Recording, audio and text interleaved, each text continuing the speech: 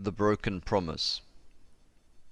Long ago, a Native American hunter left his tribe. He did not like his tribe because they were bad people, so he took his wife and 3 children deep into the forest and made a wigwam to live in. For many years they lived happily there, never leaving except to hunt wild animals. But one day the Native American hunter felt sick, and before long he knew he would die. He told his wife that she would die soon too, and then he told his oldest son and daughter to promise to take care of their little brother. When they had promised to take care of their little brother, their father died in peace.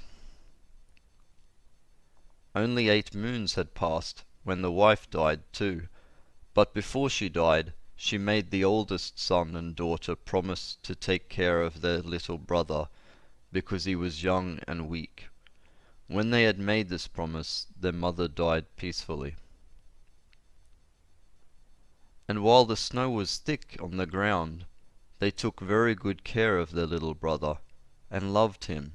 But when the forest became green again, the older brother decided that he wanted to see the village that his father had come from.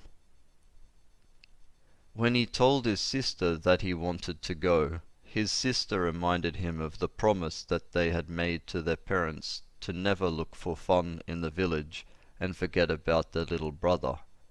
But he ignored her and took his bow and arrows and left the wigwam and went back to the village.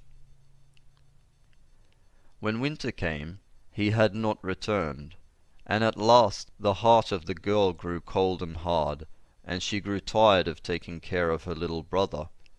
So one day she told her little brother that she would leave him and go to the village to find the older brother. So she left her little brother in the wigwam with some food and travelled to the village.